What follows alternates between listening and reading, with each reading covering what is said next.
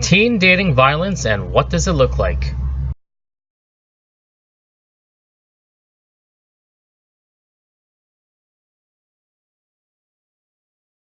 What does teen dating violence look like? Now, in a recent survey, nearly 10% of high school students reported physical violence, and 11% reported they experienced sexual violence from a dating partner within the 12 months before the survey. Now, this is a very alarming statistic for any parent and should be for youth as well.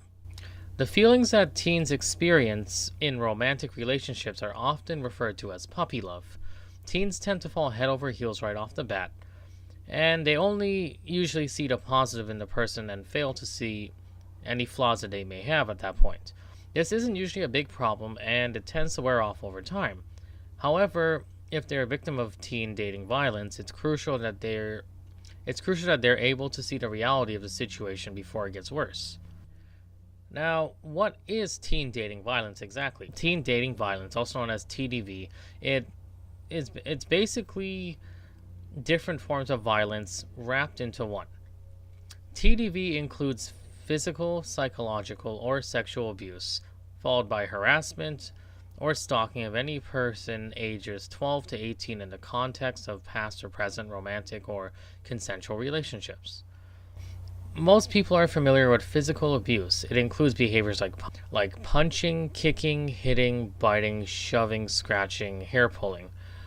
This form of teen dating violence can be readily identified by most people. On the other hand, while the other forms of abuse are just as damaging, they are not typically recognized as easily.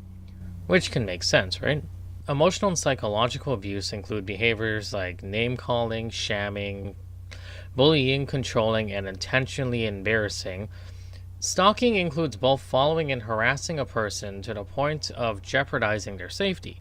Sexual abuse includes forcing a partner to do something without consent. TDV doesn't have to take place in person. Social media and modern technology have also opened up doors where the abuse can grow in a way. The difference with teens. Abusive relationships at every age are unacceptable. Nonetheless, the ages of those participating in the relationship play a role in the way they present themselves. Teenage relationships nowadays start at a younger age than ever before and reach more serious levels faster. It is not uncommon for adolescents as young as 12 to be entering romantic relationships. There are also a few issues that can arise because of this, and some of them are many teenagers lack the maturity levels needed to handle the feelings they get from being in a relationship at such a young age. Many teens also lack the communication skills that are needed to contribute to this kind of relationship effectively, and teenagers are still in a phase of discovering themselves, making it easier for them to be swayed by others and say what they do. So, this is pretty much a self esteem issue, too. And since teenagers are still learning who they are, what they can do, and how they feel about themselves, they're more easily influenced by others. It can be a safety issue when the person influencing them does it in a hurtful way. Without their relational maturity to be able to recognize the behaviors that are inappropriate, teens find themselves in potentially precarious situations. Now, what are the dangers of teen dating violence? The dangers of teen dating violence can contribute long past the teenage years, and they are drastically more serious than some people would like to admit. And this goes into continued abuse. Teenagers that are victims of teen dating violence are more likely to be part of dangerous, violent relationships while in college and throughout their adult life. It's really natural. Once it starts at such a young age, it's kind of hard to break out of that cycle. Early dating relationships can set a standard for future relationships, so then if they were mistreated by their partners as teenagers, they may come to believe that is how they deserve to be treated with other partners. With that being said, it's natural for depression and anxiety to set in, too. Victims of relationships that include teen dating violence are more likely to struggle with anxiety and depression. The abuse that they endure, both physical and emotional and mental, can quickly destroy their self-esteem. This can cause them to pull away further from those that love them and help them. Depression is a very dangerous thing. It's a very dangerous cycle that can lead to suicide if not properly addressed and treated. The Lovers Respect website claims half of youth who have been victims of both dating violence and sexual violence attempt suicide.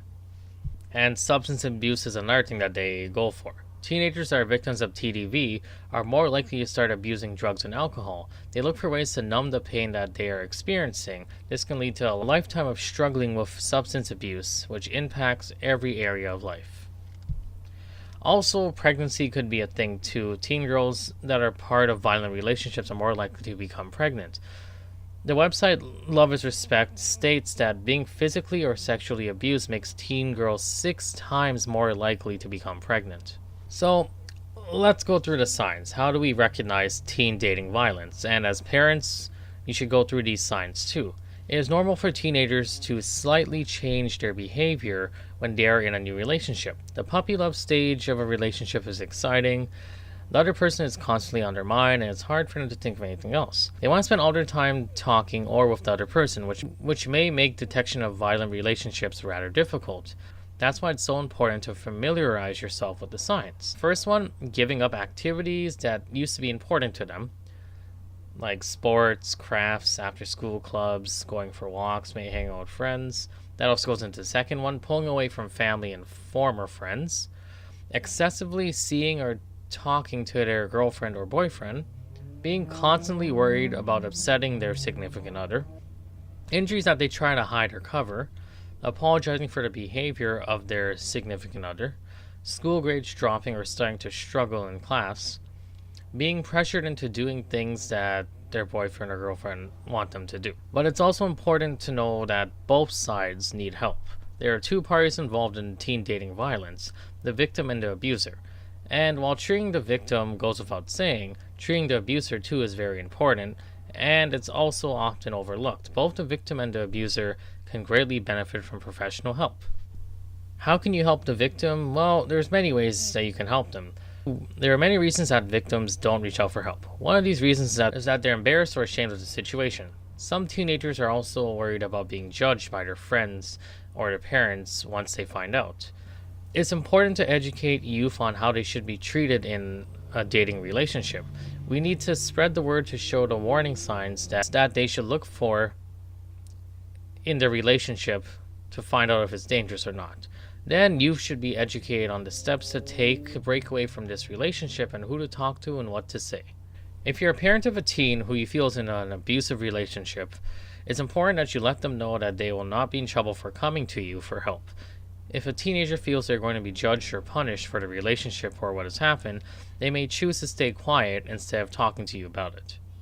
How can you help the abuser? Teenagers that are abusive when in teen dating relationships are learning behaviors that can continue into the future. They need to be taught appropriate ways to interact and communicate with those they are in a relationship with.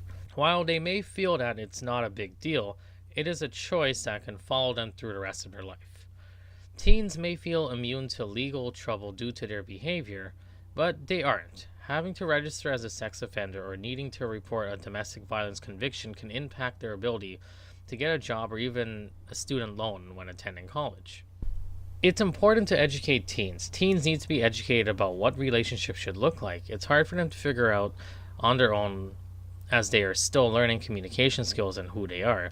Peer pressure plays another role too and can cause teens to go against their better judgment and do things they wouldn't normally do.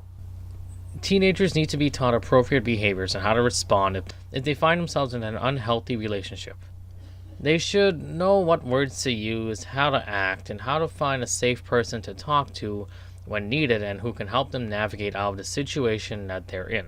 If you're in a teen relationship with teen dating violence, get help as soon as possible. If you're the parent of a teen and you expect that they're in a bad relationship, help them get out and help them get the help they need. There's therapists you can talk to, there's online counselors, you can go to betterhelp.com, there's people you can talk to, police are always a thing too if you think it's really getting out of hand. But let them know that you're there for them and that they're not alone and they can come to you when they're ready to come to you. Just look out for the signs and be ready for when they come to you. Regardless of what side of the relationship the teenager is on, an experienced therapist can help make changes they need.